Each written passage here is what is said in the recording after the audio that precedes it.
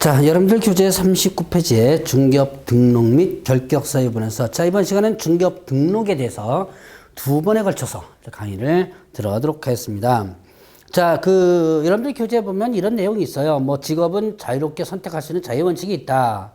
자, 직업 선택의 자유를 가진다. 근데 직업의 자유는 무조건 무제한적으로 인정되는 것이면 당연히 제한이 있다. 뭐, 이런 내용이 있어요. 자, 그러면 법률로서 제한할 수가 있다는 겁니다. 헌법에서는 직업 자유의 원칙이 있지만 법률로서 따로 제한할 수 있다는 게 나와요. 자, 여기서 보면 이제 중개업에 대한 등록이라는 것은 이 등록을 설명하는 건데 이미 제가 개업 공인중개사라는 개념을 설명하면서 이미 봤습니다.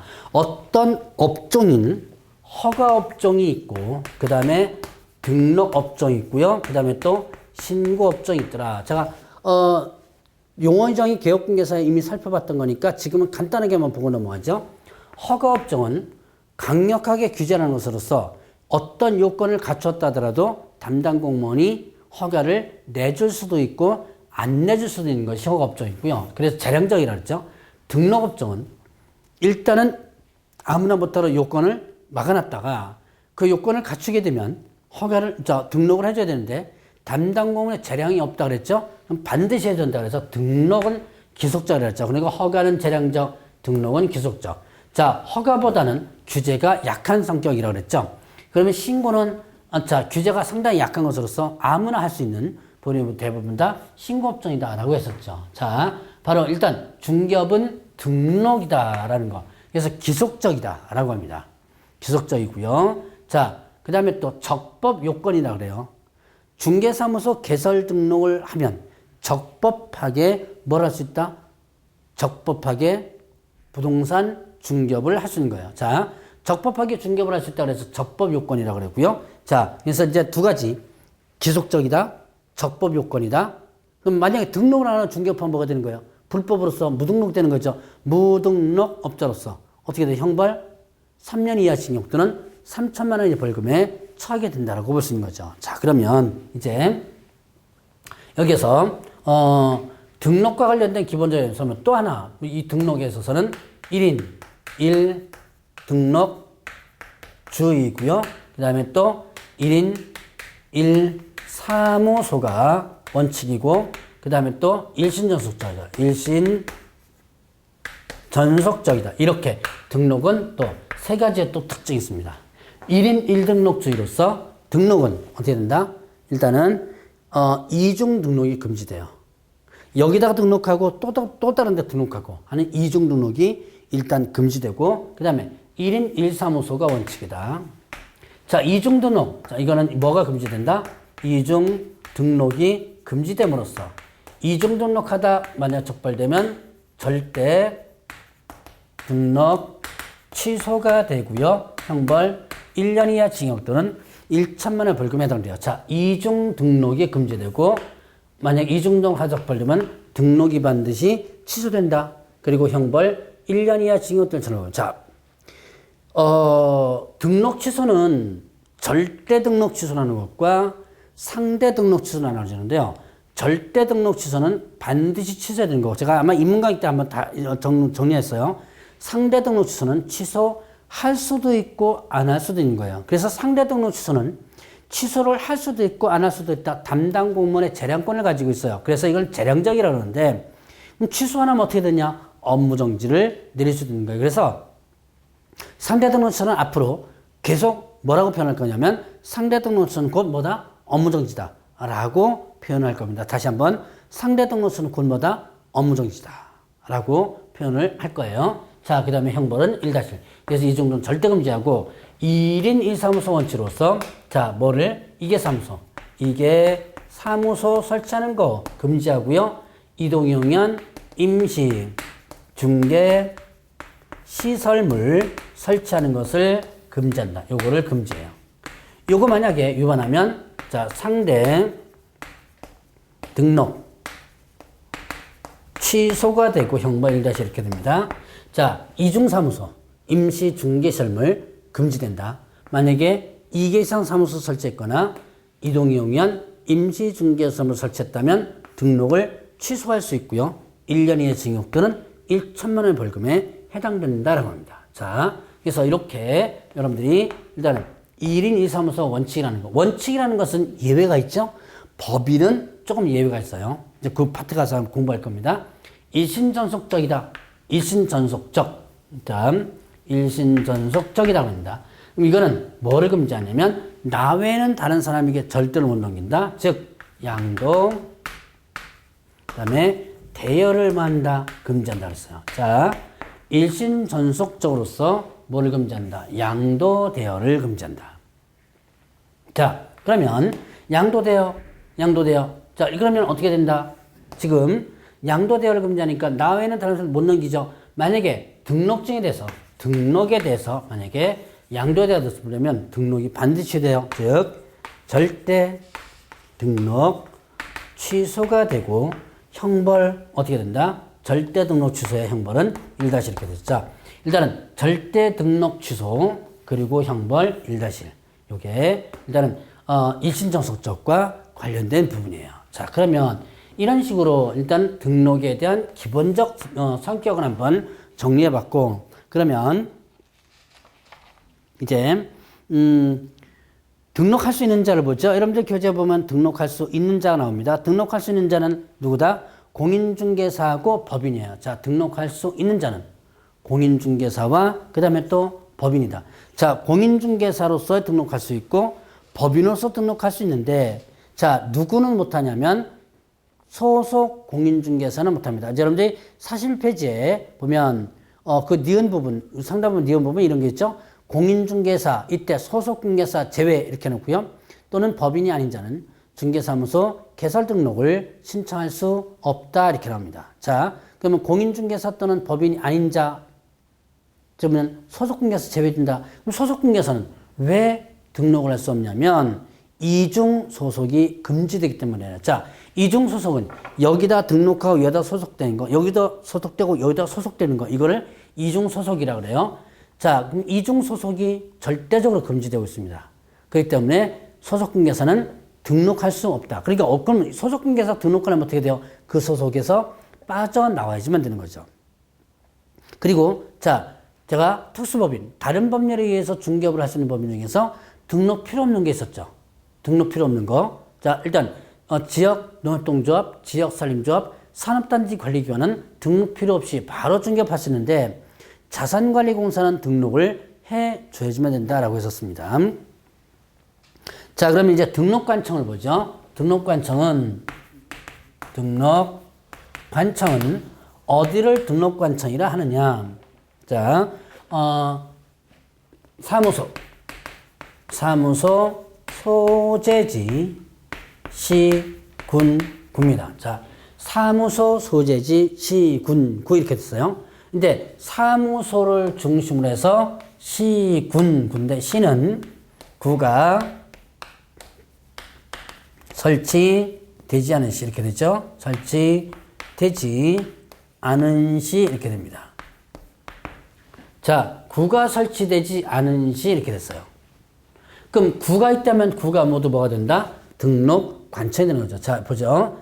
사무소 소재지 시군구 시는 구가 설치되지 않은 시인데요. 그럼 구가 설치되지 않은 시, 여러분들 가까이에 시가 있는데 시 중에서 구가 없는 시 보죠.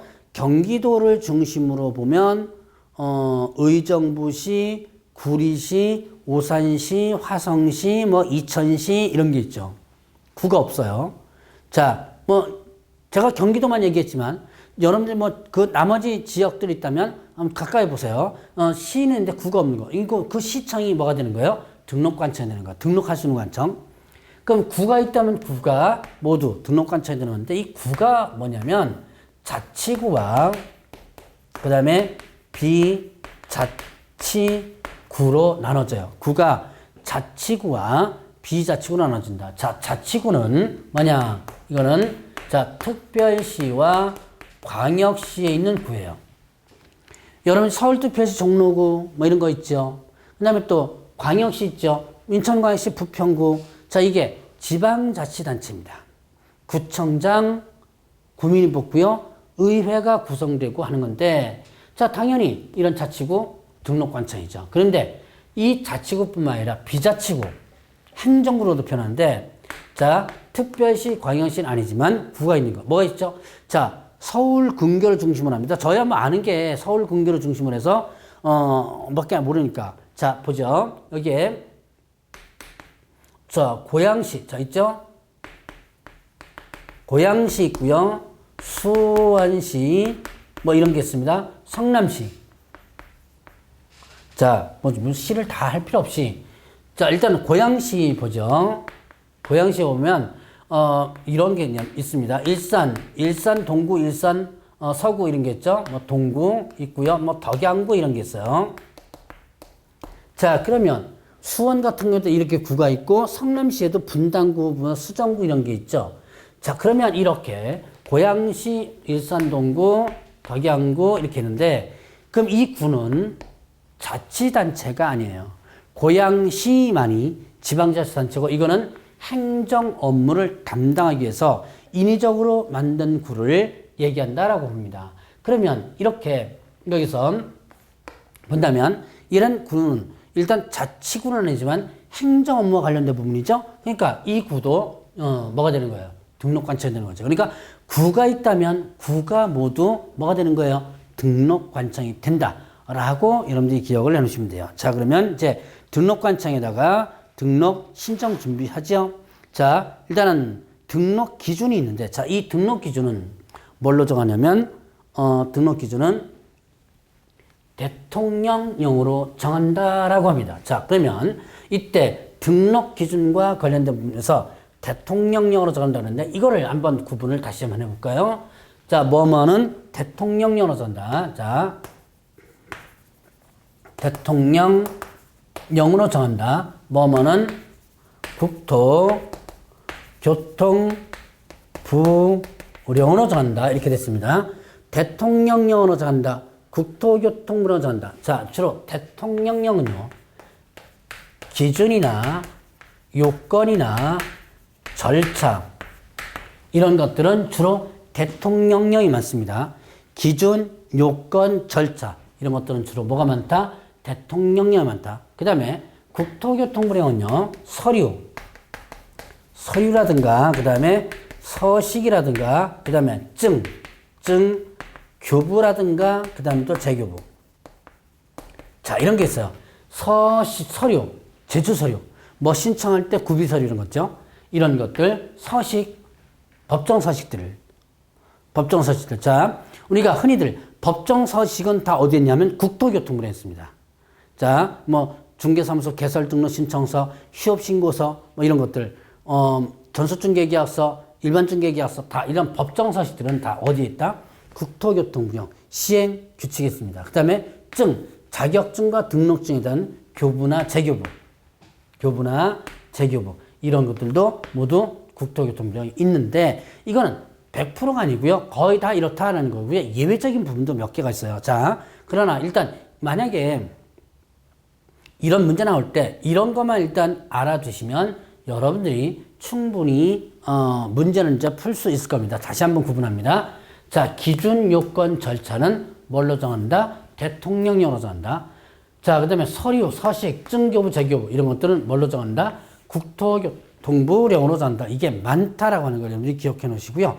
자, 등록 기준은 뭘로 정한다? 대통령령으로 정하고 있는데, 일단 공인중개사로서, 자, 공인중개사로서의 기준이 있습니다. 일단 당연히 뭐가 있겠어요? 당연히 공인중개사 자격이 있어야지만 되겠죠. 자, 공인중개사 자격이 있어야 되고, 그 다음에 또 결격 사유가 없어야 돼요. 만약에 결격 사유가 있다면 등록할 수 없는 거죠. 자, 이거는 기본적 조건이죠. 자, 그리고 나서 이제 법에서 정한 조건, 실무교육을 받아주면 됩니다. 자, 이거는 뭐까지 포함하냐면 실무 수습을 포함한다라고 되어 있고요. 이거는 등록 신청일 전 1년에는 등록 신청일 전 1년 이내 받아라 했습니다. 교육은요. 자, 실무교육을 받아라 그랬는데, 실무교육은 일단은 등록 신청일 전 1년 이내 받아야지만 된다라고 합니다. 자, 그럼 여기서는 여러분들 교재에서는 실무수습이라는 문구가 일단 없는데요. 그러나 실무수습이 일단 법 규정에는 있어요. 그러나 요거는 잠깐 설명만 하고 일단 넘어가죠. 교육을 받는데요. 실무교육을 받는데 실무수습을 포함한다라는 문구가 하나 있습니다. 그래서 여러분들이 교육뿐만 아니라 수습이라는 규정을 일단 만들어 두고요. 자, 일단 전문 직종 같은 경우, 예를 들어서 감정평가사 같은 경우는 6개월의 수습 기간이 필요합니다. 다른 사무실에서 어떻게 돼요? 근무를, 일단 수습으로서 근무를 일단 해줘야 돼요. 그런 이 수습 제도를 만들어 뒀는데, 법에서만 수습 제도를 만들어 놓고, 시행령이나 하부 규정에서 수습 제도를 만들어 놓지 않았어요. 그래서 현재는 수습 제도한 제도만 돼 있고요. 지금 현재 실질적으로 수습 제도는 실시되고 있지 않습니다. 자, 수습제도 자체가 어떻게 된다? 실시되고 있지 않다. 자, 이거는 왜 그러느냐? 아직까지 우리나라에 있는 중개 업무와 관련된 부분이 수습제도를 받아들일 수 있는 조건이 일단 안 돼요. 그래서 법으로서는 만들어 놨지만 실시되고 있지는 않다는 걸 일단 참고적으로 일단 알아두시고, 자, 지금 여러분들이 기억할 것은 뭐가 된다? 실무교육은 등록 신청일 전 몇 년 이내, 1년 이내 받아줘야 돼요. 그러니까 등록 신청일을 기준으로 해서 1년 이내에 교육을 받아줘야지만 되고, 자, 그러면 만약에 이거 교육을 1년이 넘어가 버렸다 그러면 다시 받아야 돼요. 그리고 이제 뒤에 나오겠지만 등록과 관련된 부분에서 일단은 실무교육 안 받아도 돼요. 폐업했다가 다시 1년에 다시 들어온다면 이때는 일단은 실무교육 받지 않는다. 참고적으로 보시고 교육 부분에 가서 좀 상세하게 설명드릴 거예요. 이제 실무교육은 등록 신청일 전 1년에 받아야 되고, 그 다음에 또 중개사무소 갖춰야 돼요. 중개사무소를 갖춰줘야지만 됩니다. 중개사무소는 건축물 대장에 기재된 건물이죠. 뭐 제외되고요. 가설 건축물 대장을 어떻게 된다? 제외된다 이렇게 되죠. 자, 일단은 중개사무소는 건축물 대장에 기재된, 이때 건축물 대장에 기재된 건물에 대한 중개사무소를 둬야 되는데 가설 건축물 대장은 제외한다라고 합니다. 이 가설 건축물 대장은 뭐냐면 임시 건물이라고 보시면 돼요. 그럼 대표적으로 가설 건축물이 뭐 있냐면 컨테이너가 있어요. 자, 여러분들이 컨테이너 같은 걸 잘 보세요. 주로 어디에 있냐면 공사장 같은 데 많죠. 공사장 같은 데서 공사장의 사무실로 쓰거나 아니면 일정 부분의 인부가 잠깐 거기에서 숙식을 할 수 있도록 용도를 갖다 해놨다가 그 공사가 끝난다면 그 컨테이너를 철거시키는 거예요. 바로 이게 가설 건축물 신고인데요. 이렇게 가설 건축물 대장은 일단은 제외된다. 이건 이 목적이 어떤 목적이 끝난다면 그걸 없애버려야 되는 부분이 있기 때문에, 그래서 이거는 일단 건축물 대장에 기재된 것만 일단 해도 된다. 다만 건축물 대장에 기재가 안 돼도 되는 예외적인 경우가 있습니다. 어떤 경우냐면 준공검사 사용 승인을 받았다면, 자, 준공검사라든가 사용 승인을 받았다면, 준공검사 사용 승인 등을 받았다면, 이럴 때는 자, 건축물 대장이 없어도 돼요. 없어도 가능합니다. 다만 이때 건축물 대장이 없다는 것을 서류 사유서 내야 돼요. 건축물 대장의 기재가 지연되는 사유서를 제출을 해줘야지만 됩니다. 자, 그러면 또 하나 이런 중개사무소는 확보하라. 소유하거나 그 다음에 전세 임대차, 그 다음에 또 사용대차 방법으로 일단은 확보하라. 그래서 소유하거나 전세 임대차, 사용대차의 방법으로 일단은 확보하라 그랬습니다. 이때 소유야 뭐 어차피 본인 소유고요. 전세 임대차, 사용대차 부분에서 전세 임대차, 사용대차 부분에서 반드시 본인 명의가 아니어도 돼요. 자, 전세 임대차, 사용대차 부분에서 반드시 본인 명의가 아니어도 된다 라고 하는 거 일단 주의해 보시고요. 자, 일단 확보하는 거 이렇게 해서 중개사무소를 확보하라 라고 되어 있습니다. 자, 이게 이제 공인중개사로서의 등록 기준이에요. 그러면 이제 법인으로서의 등록 기준이 있습니다. 이 법인으로서 등록 기준은 누구는 제외되냐면 특수법인은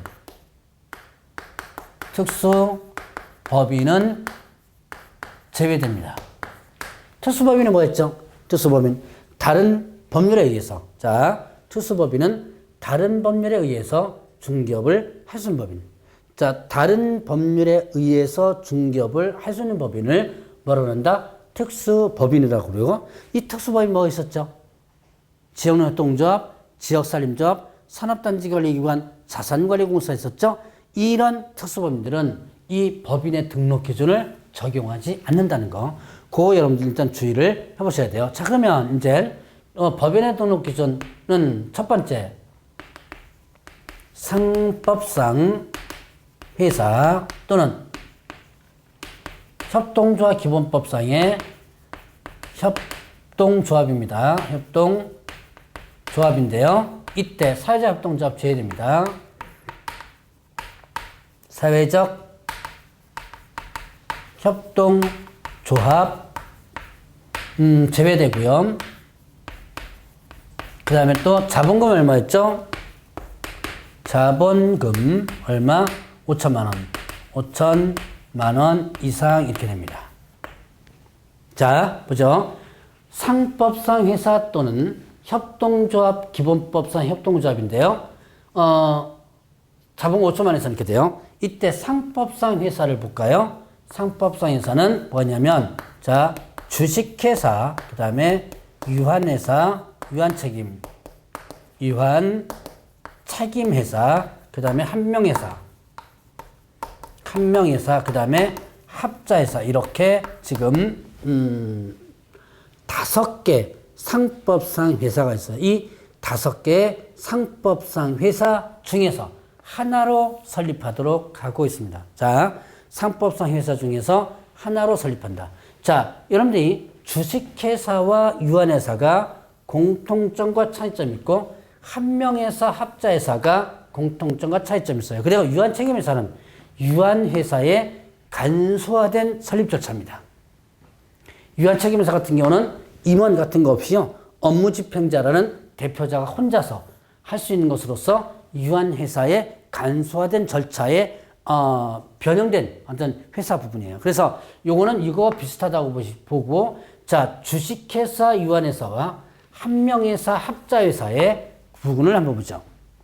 공통과 차이점 보겠습니다. 자 주식회사 유한회사의 공통점은 자 일단 지금부터는 그냥 듣고 넘어가셔도 돼요. 중요한 부분은 조금 이따 나옵니다. 상법 얘기니까 그냥 간단히 들어보시고 넘어가시면 됩니다. 자 주식회사와 유한회사의 공통점은 출자와 경영이 분리가 돼요. 출자자, 돈을 투자한 사람이 직접 경영하는 게 아니라 돈 투자한 사람이 누구를 뽑아가지고 경영진을 선임한 다음에 그 경영진이 경영하는 것이 바로 주식회사 유한회사예요. 자, 유한회사는 여러분들이 잘 모르니까 제가 뭘 예를 들냐면 주식회사를 그래도 잘 알고 있는 게 주식회사죠. 주식회사의 출자자가 누구예요? 주주들이죠. 여러분들 지금 강의 들으신 분 중에서도 주주인 분들 많을 겁니다. 요즘 주식 많이 하니까. 근데 이 주주들이 경영하는 게 아니죠. 근데 주주들이 경영진을 뽑아요. 어디에서? 주주총회에서. 그래서 주주총회에서 경영진 선임해서 경영진을 경영하는데 이게 출자와 경영이 분리된 거죠. 자, 그러면 주식회사와 유한회사의 공통점에서 차이점이 뭐냐? 주식회사는 출자자가 상당히 제한이 없죠. 그러나 유한회사는 어떻게 된다?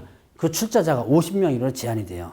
바로 이때 주식회사와 유한회사에 있어서 그 경영진을 뭐라 하냐면 임원이라고 합니다. 자, 임원 나옵니다. 임원은 여러분들 유한회사는 잘 모르니까 주식회사만 보세요. 이사, 감사 있죠. 이사, 감사. 그 중에서 대표 맡은 사람은 흔히들 대표이사라고 그러고요. 여러분들 이사진 이렇게 얘기하죠. 이사, 감사 이게 임원입니다. 이 사람은 누구다? 경영진이다. 그러면 한명회사 합자에서는 자 출자와 경영이 통합되어 있다고 그래요. 출자한 사람이 직접적으로 경영하게 돼요. 바로 그 출자한 사람들을 뭐라 하면 사원이라고 합니다. 그러니까 앞으로 여러분들이 사원 또는 임원, 사원 또는 임원 이 두 가지의 문구가 계속 나올 거예요. 이 사원 또는 임원은 누구를 얘기한다? 경영진을 얘기한다 라고 하는 것을 여러분이 잘 체크를 일단 해보시고, 그러면 일단은 여러분들이 임원, 사원 임원 이렇게 되죠. 그럼 이제 차이점, 한 명의 사업자에서의 공통점은 출자자가 경영하는 건데, 차이점은 뭐냐? 차이점은 한 명에서는 무한 책임 사원, 얘는요 무한 책임 사원으로 구성되고, 얘는 합자에서는 무한과 무한 책임 사원과 그 다음에 유한 책임 사원 나눠져요. 무한 책임사. 한 명에서는 무한으로만 구성됩니다. 합자에서는 무한과 유한으로 구성되는데, 무한 책임 사원은 출자와 경영에서 출자한 사람은 직접적으로 경영까지 할 수 있는 사람이에요.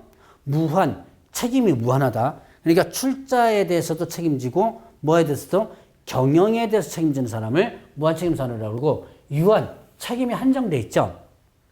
그건 뭐냐면 출자만 책임지고 경영에는 책임지지 않아요. 그러면 경영에는 책임지지 않으니까 경영에 직접적으로 관여할 수 없는 사람이죠. 그래서 중개사법에서는 유한은 제외하고 무한만 적용한다. 그러니까 여기서 임원 또는 사원, 사원 또는 임원에서 사원은 뭐만? 무한 책임 사원만을 적용한다. 이렇게 지금 사원 임원 하면 여러분들 뭘 기억하라 그랬죠? 사원 임원은 뭘 기억하라? 경영진을 기억하라 그랬죠. 그거와 그다음에 이제 또 하나 주식회사, 유한회사, 그다음에 유한책임 한명 합자회사, 경영진 기억하라고요. 그다음에 또 사원하면 일단 뭐만 기억하면 된다? 무한책임 사원만 기억하면 된다. 그러면 이거는 이제 상법상에서의 5가지고 협동조합이 있는데요. 이 협동조합은 협동조합 기본법이에요. 협동조합 기본법입니다. 농업협동조합 아니에요. 농업협동조합은 농업협동조합법에 의해서, 산림조합은 산림조합법에 의해서 별도의 법에 의해서 설립됩니다. 그런데 그 외 일반적인 협동조합은 협동조합 기본법이라는 것이 있어. 이 협동조합 기본법에 의해서 협동조합이 설립되는데, 단 사회적 협동조합은 제외된다 그래요. 왜 사회적 협동조합은 제외되느냐? 이거는 공익목적이에요. 그래서 사회적 협동조합 같은 경우는 수익금의 일정 부분을 공익목적용으로 투자를 하도록 하고 있습니다. 공익목적으로 내놓도록 하고 있어요. 그래서 이거는 일단 제외된다. 그리고 잡은 거 얼마? 5천만 원. 근데 여기서 조심할 것, 상법상에서로서 잡은 5천만 원 이상 이렇게 되면 틀려요. 왜냐하면 협동조합으로 설립할 수 있으니까. 그런 거 여러분들이 기억해놓고, 잡은 거 5천만 원짜리 있다는 거 기억을 해놓으셔야 돼요. 그 다음에 또 두 번째는 법 제14조에 규정된 업무만을 영위할 목적으로 어떻게 한다? 설립할 거 그랬습니다. 14조에 규정된 업무만을 영위할 목적으로 설립할 것 됐습니다. 그럼 이거는 뭐예요?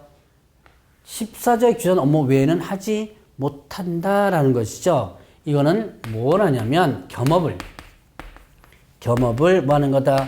제한하는 거다라고 합니다.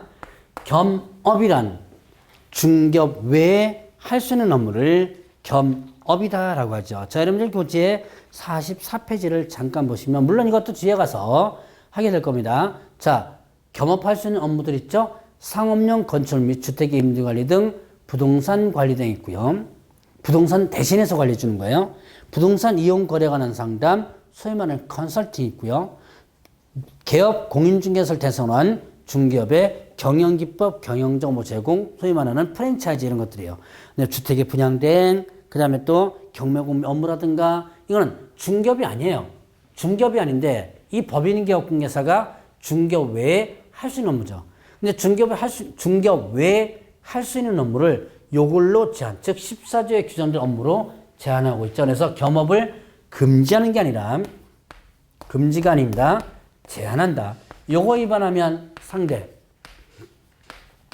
등록 취소 사유에 해당돼요. 요거를 위반한다면 어떻게 된다? 상대 등록 취소 사유에 해당한다. 그러면 이제 이렇게 해서 14주기는 업무만을 영역을 묻혀 설립하라. 그 다음에 대표자는 공인중개사 이해되고요. 그 다음에 대표자를 제외한 사원 또는 임원의 얼마가 사원 또는 임원의 3분의 1 이상이 누가 된다? 공인중개사 이해된다. 자, 대표자는 공인중개사 이해되고요. 대표자는 공인중개사도 대표자를 어떻게 대한? 제외한 이렇게 씁니다. 대표자 제외한 사원 임원의 얼마가 3분의 1 이상이 공인중개사가 된다. 이렇게 됩니다. 자, 대표자는 공인중개사야 되고 어떤 식으로든지 대표자는 공인중개사야 돼요. 대표자를 제외한, 자 여기서 포함한 하면 틀려요. 포함 이렇게 하면 틀립니다. 제외한 사원임원 하면 뭐였죠? 위에서 제가 여기 했죠? 경영진이다 그랬죠. 경영진이다. 자, 사원 때는 얼마가 3분의 1 이상이 공인중개사 된다. 그러면 나머지 3분의 1 이상이 공인중개사인데 나머지는 공인중개사가 아니어도 되는 부분이죠. 자, 그래서 그거 주의해 주시고, 자, 그러면 또 이제 실무교육 받아야 돼요. 실무 교육 받아야 됩니다. 등록 신청 1년 이내 대표자, 사원, 임원, 그 다음에 분사무소 두고자 할 때 분사무소 책임자 다 받아야 돼요. 자, 보죠. 당연히 대표자 받아야 되고, 여러분들이 기억할 것은 사원임원인데요. 자, 사원임원이 종류가 몇 가지가 있어요? 2가지 종류가 있죠. 자, 대표자를 제외하고 사원임원 얼마가 3분의 1 이상이 공인중개사 이하이면 된다라고 했습니다. 그러면 공인중개사 이건 아니건 어떻게 된다? 사원임원은 다 뭘 받아야 돼요? 실무 교육을 받아야 돼요. 자, 공인중개사 이건 아니건 사원임원이 다 뭘 받는다? 공인중개사 이건 아니건 다 뭘 받아야 된다? 교육을 받아야 돼요. 공인중개사 사원임원만 받는 게 아니라 공인중개사가 아닌 사원임원도 다 받아야 되고요. 그 다음에 중개사무소 갖춰야죠. 자, 중개사무소 갖춰라. 중개사무소는 자, 이거는 공인으로서의 등록 기준과 같죠. 중개사무소는 어디에 기재된 건물? 건축물 대장에 기재된 건물, 가설 건축물 대장 제외되고요. 자, 그 다음에 또 소유하거나 전세 임대차, 사용대차 방법을 확보하라. 본인 명의가 아니어도 되고요. 건축대장이 준공검사라든가 받았다면 건축대장 기재가 안 돼도 된다라는 부분 내용 똑같습니다. 자, 이렇게 해서 법인의 등록 기준과 관련된 부분 한번 봤는데 이 등록 기준이 시험 문제 상당히 잘 나오는 부분이에요. 이런 등록 기준은 일단은 특수법인에게는 적용되지 않는다라고 했었죠. 자, 이제 등록 기준 갖춰서 등록 신청을 하는데 서류가 나옵니다. 자, 서류는 다음 시간에 또 살펴보도록 하겠습니다.